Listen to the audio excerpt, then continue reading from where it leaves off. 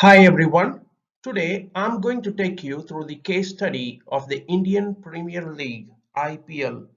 The IPL reinvented the nation's cricket league by transforming a long-winded gentleman's game into a thrilling 3-hour sports drama. The result has been the creation of a blue ocean of new market space that has achieved tremendous success, creating all new demand for the sport not only in India but around the world. At the IPL games, people not only see the best and the hottest cricket players in the IPL's 8 extravagant teams, they are also entertained by Bollywood music, shouting and dancing with cheerleaders during the intermissions. As a result, the IPL opened a new market space called cricketainment, in which cricket is played and enjoyed in a completely different way. In so doing, the IPL became the most popular prime-time TV show for Indian families, finding its target audience in non-traditional cricket viewers. Most importantly, the creation of cricketainment neither displaced nor disrupted existing domestic leagues and other forms of entertainment. Rather, IPL unlocked a non-disruptive market that was beneficial to both domestic cricket leagues and the entertainment industry. Now, before moving to this interesting case study, I would request everyone watching this video to subscribe 5 Minutes Learning channel in YouTube in order to get my recent case study video updates on time. Also, this video is enabled with English subtitles for your better understanding. Now let's move to the case study. The IPL League is contested by 8 teams representing 8 cities in India.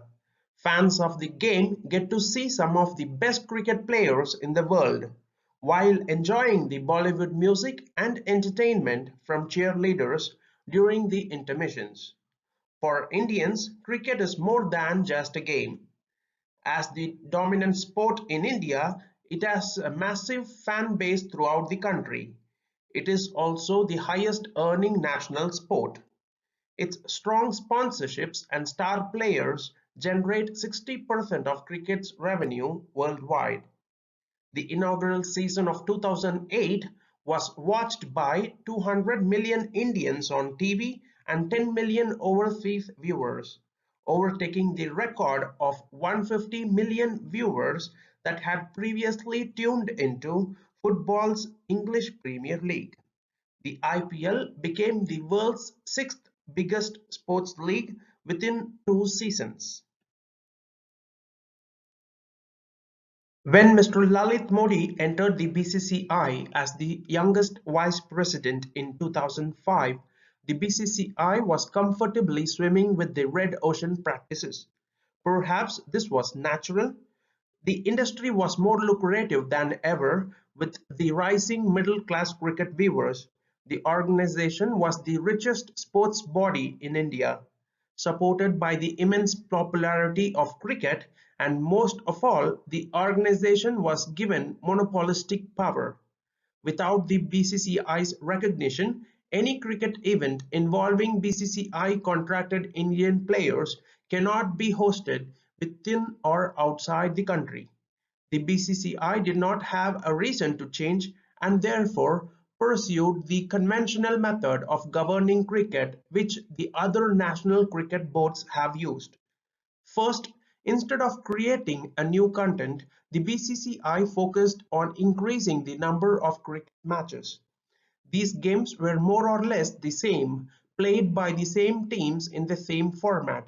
For example, the BCCI hosted 6 domestic competitions played by its 27 state-level cricket associations in the format of either the Test cricket or one-day cricket. Thus, the Ranji Trophy was no different than the Irani Trophy to the viewers.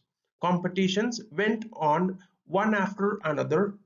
Second, the game was played for the sake of the players, as cricket was originally aimed at testing the athleticism of the players, that is, physical and spiritual strength and perseverance, players focused on keeping a good record rather than making the game fun and thrilling.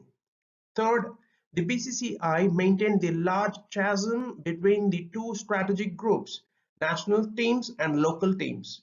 While international matches are prestigious and exclusive, local leagues were unnoticed and unprofessional. It was unimaginable to see foreign players on domestic soil. Even national team players seldom participated in the domestic league due to fear of injury. Last, the BCCI was run in a non-business-like way as a non-profit organization. The BCCI lacked management expertise and a business mindset in areas such as investment and merchandising.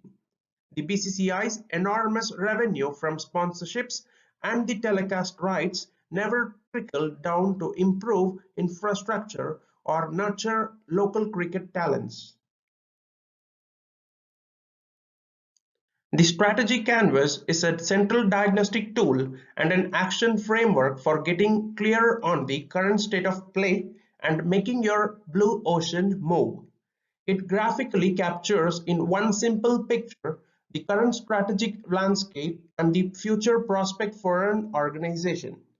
The as-is strategy canvas illustrates the current state of play in the known market space, which allows user to clearly see the factors that the industry competes on and where the competition currently invests in.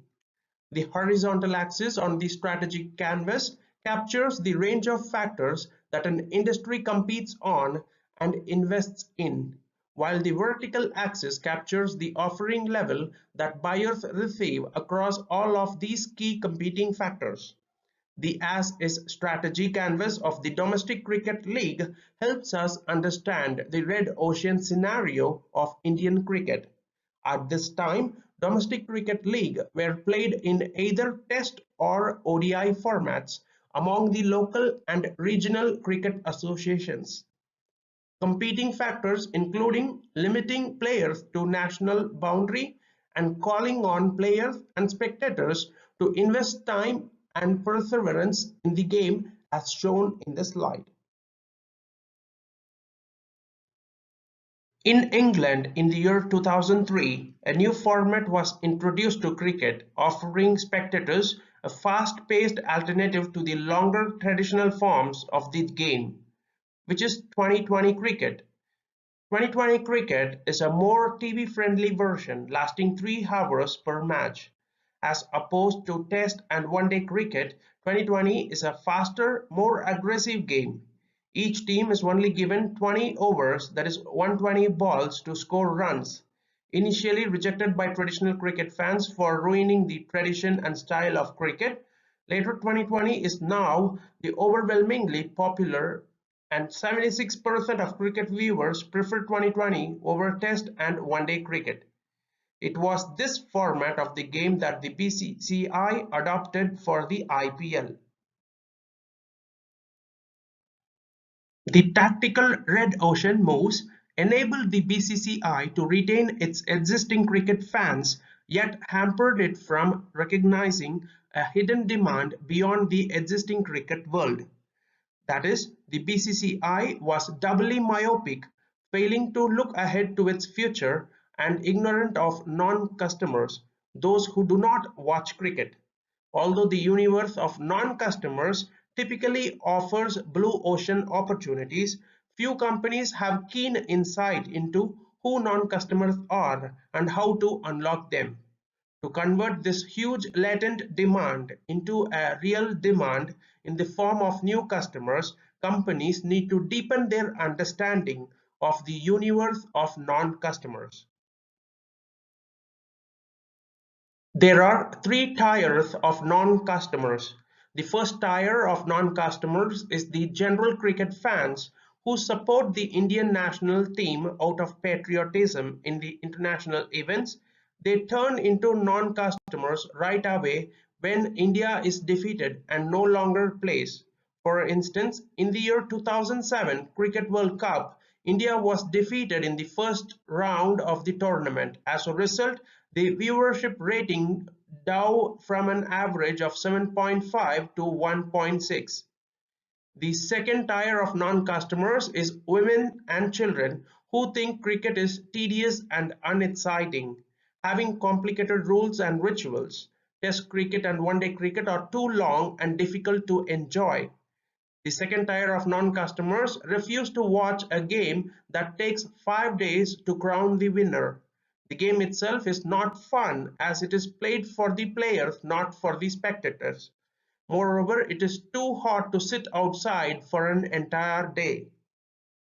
The third tier of non-customers is global cricket audience who only care about cricket in their countries.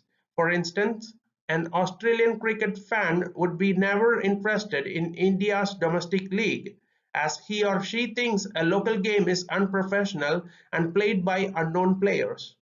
Some commonalities across three tier of non-customers in Indian cricket games are too long, games are so boring, event is focused on the match and result, national boundary makes the team composition monotonous and calls for nationality-based support. The first principle of blue ocean strategy is to reconstruct market boundaries to break from the competition and create a blue oceans. This principle addresses the search risk many companies struggle with. The challenge is to successfully identify out of many possibilities that exist commercially compelling blue ocean opportunities. There are six paths to remaking market boundaries, which Chan Kim and Rene Maubourne call the six path framework. Path 1. Instead of focusing on competing with an industry, look across alternative industries. Path 2. Instead of confining to established strategic groups, look across strategic groups. Path 3. Instead of focusing on the same buyer group as the rest of the industry, look across the chain of buyers. Path 4. Instead of limiting to the scope of an industry's products and services, look across complementary products and services. Path 5. Instead of accepting an industry's functional or emotional orientation, look across functional or emotional appeal to buyers. Path 6. Look across time and find irresistible trends that would give an impact to buyers' value.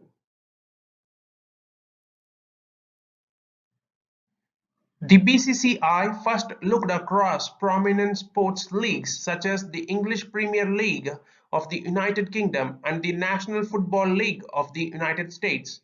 Many viewers from all across the world stay up late to watch the EPL. These viewers have no ties to England. The BCCI wondered why anyone from outside the UK would be so passionate about the Football League and its teams, even including people who knew little about the game. The reason was simple. EPL matches were often breathtaking and dramatic, played by the best players in the world. Stars of the game like David Beckham were famous as Hollywood celebrities, often with a devoted following. The world-class game played by glamorous players made the domestic football league globally recognized and commercially successful. The BCCI looked next across alternatives for Indian leisure activities such as watching TV, going to the cinema, and dining at restaurants. Bollywood in particular has been an essential part of Indian life regardless of age, gender, and caste. As TV is the most accessible forms of low-cost entertainment for Indian families, people of all backgrounds are pulled to the TV set to watch Bollywood dramas and shows. Bollywood entertainment contains dramatic stories, stirring emotions, and spectacular performances delivered by glamorous celebrities. Compared to other forms of Indian entertainment, cricket was viewed as serious and impractical. Few Indian families could watch the game for 6 hours a day or 5 consecutive days even if they wanted to. By looking at alternative industries, the BCCI could draw value factors to make the cricket league fun, exciting, and charming. The BCCI offered the Bollywood shows cheerleadings, and fireworks around the matches so that the spectators come not only to watch the games but also to be entertained by spectacular shows. In addition, it creates the club culture that supporters participate in club activities when there is no game. The BCCI captured the increasing TV penetration rates that grew about 150% from 2003 to 2008. As watching TV becomes the most favorite pastime for Indian families, the BCCI saw an opportunity to create an entertaining cricket event for TV viewers. In this slide, the strategy canvas of the IPL depicts its distinctive value proposition to cricket viewers as compared to a one-day cricket international match such as Cricket World Cup. While the existing cricket leagues followed conventional logic as the Cricket World Cup did, the value curve of the IPL diverges from that of the Cricket World Cup by focusing on the fun and thrill of the game.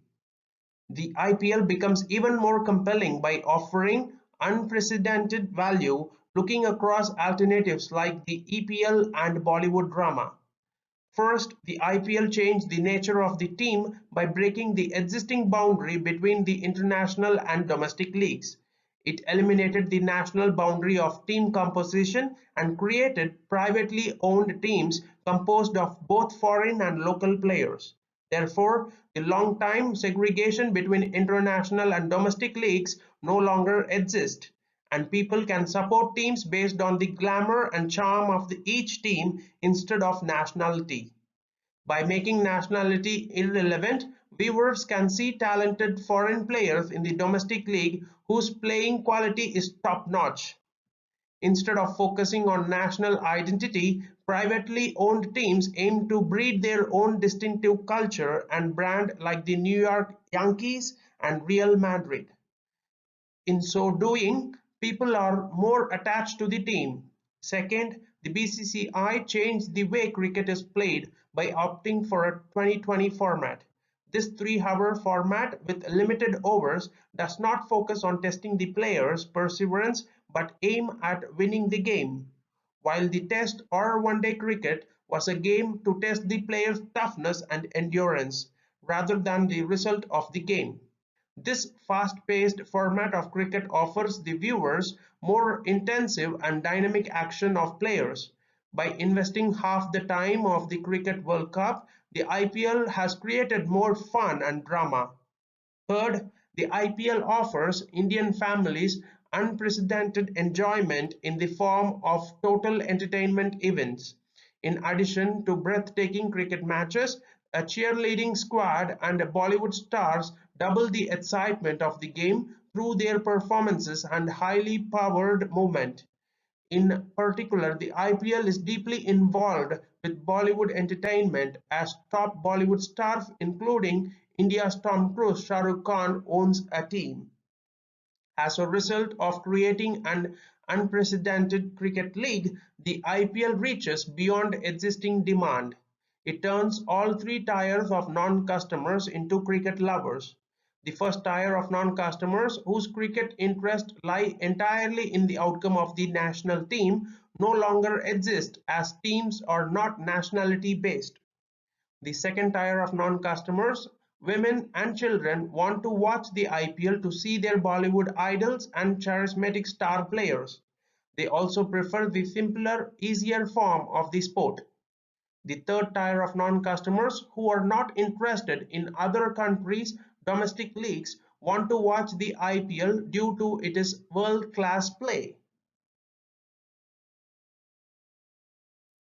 The BCCI changed not only the way cricket is played, but also the way the league is managed.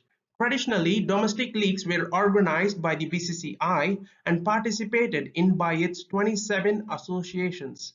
While the BCCI had exclusive rights and authority to run a domestic league, it had to bear all the operation and marketing costs, the player and staff salaries, and stadium rental fees. The BCCI used unsound profit practices in which its revenue from sponsorship and entrance fees depended greatly on the popularity of the league, despite unchanging fixed costs such as stadium rental fees. Moreover, the BCCI could not monetize cricket's enormous popularity. For instance, the BCCI undersold its broadcast rights' actual value. It first sold the rights to the agent who resold it to the broadcasters with a higher margin. In this process, it was not clear whether the media rights were sold at the right price. These deals never benefited the BCCI. Facing chronic fiscal inefficacy, the BCCI rebuilt its business model by examining alternative sports league. Although franchising sports teams is not a novel practice, no cricket board had so far allowed privately owned teams. By selling teams, the BCCI not only generate another revenue stream that is not vulnerable to viewership, but also shares cost with the franchisees. The value of the franchisee was properly settled through the public auction. Franchising and public auctions allow the BCCI to eliminate and drop cost factors. In addition, it allowed the BCCI to raise existing revenues and create a new revenue. By doing so, the IPL's profit proposition showed tremendous commercial success while keeping costs low.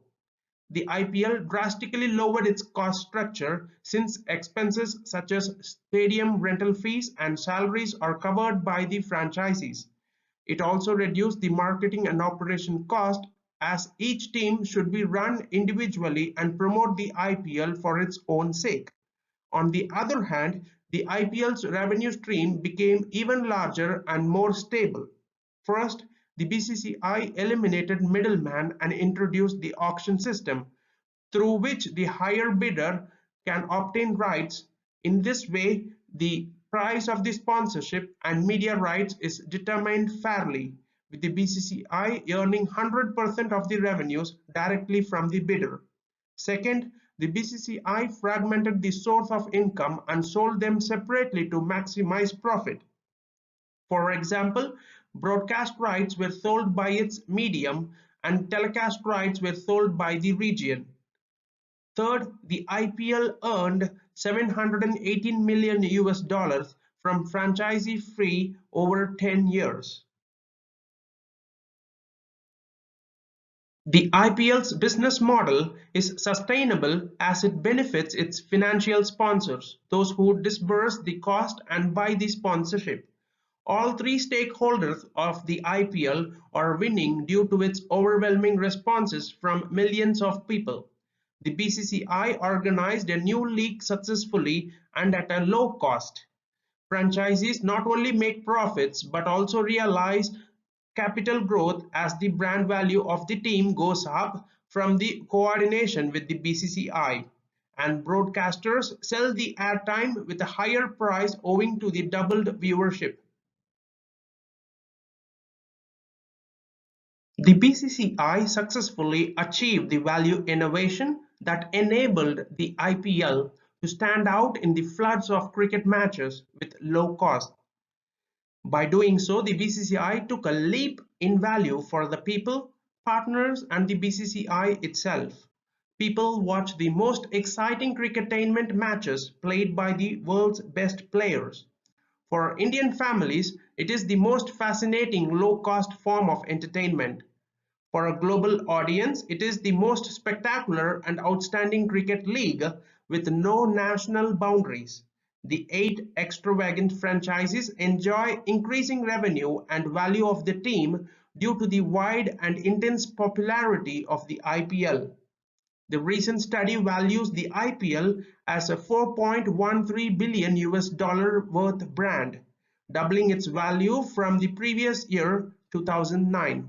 The IPL players gain more income, global reputation, and pride.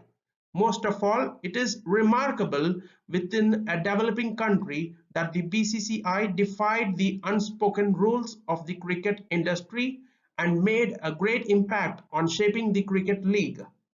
It is an unprecedented phenomenon that a domestic sports league from a third world country appeals to the global cricket community and became the world's sixth largest sports league in market size. Furthermore, it is expected that the IPL's blue ocean will increase Indians' participation level in sports and raise the average standards of Indian fitness. In the near future, India will produce world-famous athletes as they have producing global leaders in the field of academics, business, and politics. Thank you everyone for watching this video. See you soon with another interesting case study. For more such interesting case studies, please subscribe 5 Minutes Learning channel in YouTube.